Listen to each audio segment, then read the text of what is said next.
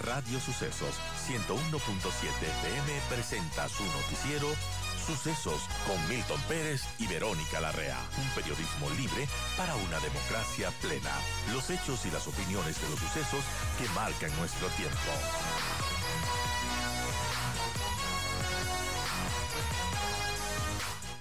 Natalie Farinango, presidenta de la Comisión de Régimen Económico de la Asamblea, asambleísta de ADN, está con nosotros. Asambleísta, ayer empezó a regir ya la ley contra el lavado de activos. ¿Qué cambios se tienen que dar en estos días ya? Porque hay una ley vigente para luchar contra el lavado de activos. Buen día. Buen día, gracias por la invitación. Bueno, dentro de los principales cambios es algo que se ha anunciado mucho, integrar el formulario de registro aduanero para aquellas personas que salgan del país con valores iguales o superiores a $10,000. También hay reformas a la ley notarial. En el aspecto de la ley notarial, pues se prohíbe hacer compras en efectivo de aquellas cantidades de más de $10,000. Eso también se acoge a estándares internacionales. ¿Y por qué? Porque dentro del país ustedes han de haber escuchado en provincias como Manabí, en provincias como El Oro, del 60 al 70% de los bienes inmuebles que se compran viviendas es en efectivo. Entonces no se permite saber de dónde proviene ese dinero, si es de origen lícito, no es de origen ilícito, y sí genera ciertas alertas al respecto. Se crea el CONCLAV, el Consejo Nacional de Coordinación contra el Delito de Lavado de Activos, donde integran algunas instituciones, Fiscalía General del Estado, Centro de Inteligencia Estratégica, Unidad de Análisis Financiero y Económico, entre otras instituciones que deben reunirse por lo menos una vez al mes y generar políticas antilavado, trabajar de manera conjunta y coordinada por primera vez. No quiere, eso quiere decir que antes UAFE, CIES, Ministerio del Interior, Fiscalía trabajaban por separado diciendo todos queremos combatir el delito de lavado de activos, pero no nos reunimos, no coordinamos información inclusive. Y también ese aspecto de coordinar información, si hay estados que no tenemos convenios de cooperación, se puede aplicar directamente para intercambiar información el principio de reciprocidad de los estados, que es también muy importante. Entonces, una ley que acoge las recomendaciones que nos da el Grupo de Acción Financiera Internacional, 40 recomendaciones, se apega a estándares internacionales, el convenio de Viena, para prevenir este delito tan fuerte como es el delito de lavado de activos. Que es además el músculo económico más importante que tienen las organizaciones criminales.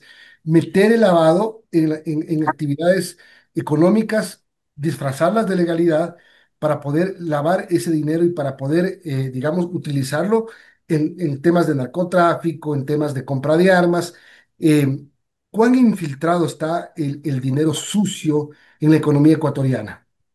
Sí, según la Oficina de Naciones Unidas, por ejemplo, Oficina de Naciones Unidas contra la droga y el delito, del 2 al 5% del Producto Interno Bruto se podría estar lavando en dinero. Es un montón de dinero y por eso se entiende tanta criminalidad y tanta sangre dentro del país. Porque lo decía, el delito de lavado de activos sí es un delito violento. ¿Y por qué es un delito violento? Porque viene de delitos precedentes.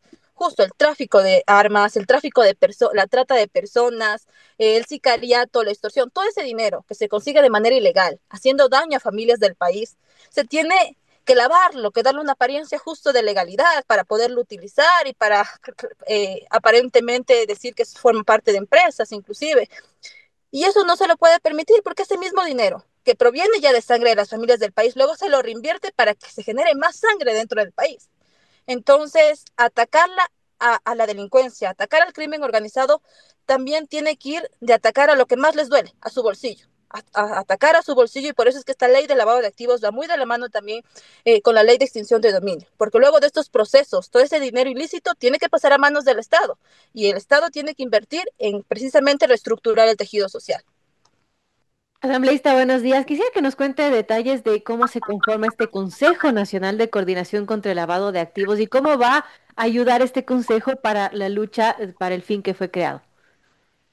Bueno, este consejo en primer momento existía por medio de decreto. No todas las instituciones que ahora van a formar parte de este consejo, pero algunas sí eran parte ya por medio de un decreto. Ahora tienen esta fuerza de ley y todos tienen que trabajar de manera coordinada, como decía, para generar políticas antilavado, para crear inclusive subcomités que atacarán las diferentes áreas e instituciones para combatir el delito de lavado de activos. Estos subcomités inclusive tienen la potestad y esta ley más bien obliga a varias instituciones a crear unidades antilavado dentro del Consejo Nacional Electoral, unidades antilavado dentro de las diferentes superintendencias, unidades antilavado también dentro de muchas organizaciones que nos ayudarían a combatir y a tener información propia, oportuna, para combatir este delito.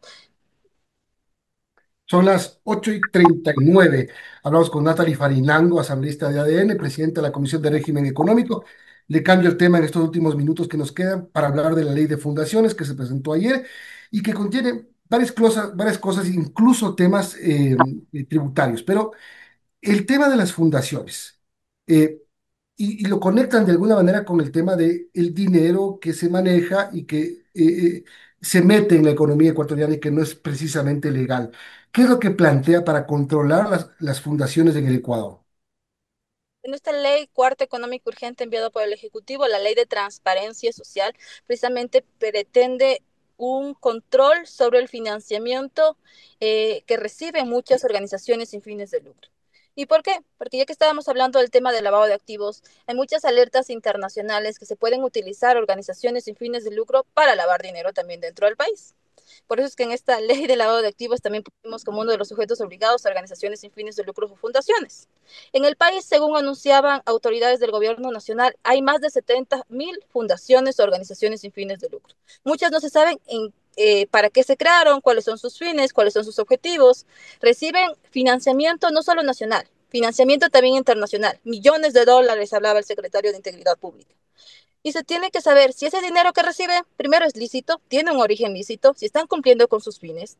Y si no, pues serían unas fundaciones de pantalla, de papel, que están cumpliendo más bien, en vez de fines nobles y sociales, financiar otro tipo de delincuencia también dentro de nuestro país. Eso se tiene que transparentar. Ese es el objetivo de la ley de transparencia social, que se tratará dentro de la Asamblea Nacional también con la mayor responsabilidad. Que se manejen las fundaciones bajo el paraguas de la Superintendencia de Economía Popular y Solidaria es el camino correcto, es una entidad lo suficientemente fuerte. La SEP maneja actualmente, o digamos, el paraguas, bajo ello están todas las cooperativas del país. Muchas de ellas, por la ley de integridad pública, pasarán a ser manejadas por la Superintendencia de Bancos. Que la SEP maneje las fundaciones o que supervise, mejor dicho, a las fundaciones, la palabra correcta es supervisar, ¿es el camino correcto? Creo que debe existir controles. Creo que el ente competente después del análisis que habrá hecho el Ejecutivo es la Superintendencia justo de Economía Popular y Solidaria. Eh, y ese es el objetivo principal, ¿no? No es meternos en el trabajo que están realizando muchas organizaciones sin fines de lucro o fundaciones. Es que se sepa cuál es el origen de sus fondos, si están cumpliendo o no están cumpliendo, y creo que en eso nos puede ayudar mucho la superintendencia, que comparecerá también en el tratamiento de este proyecto económico urgente y que dará su punto de vista, pero creo que todas las instituciones deben estar comprometidos en el tema de transparencia social con el país. Ahora, en el país, según el Grupo Faro, hay 71.700 organizaciones sociales. El 44% de ellas la financian actividades con aportes de sus miembros, el 15% a través de prestaciones de servicios y otro 15% con cooperación internacional. ¿Dónde está la duda que tiene el gobierno de que podrían existir dineros no necesariamente legales?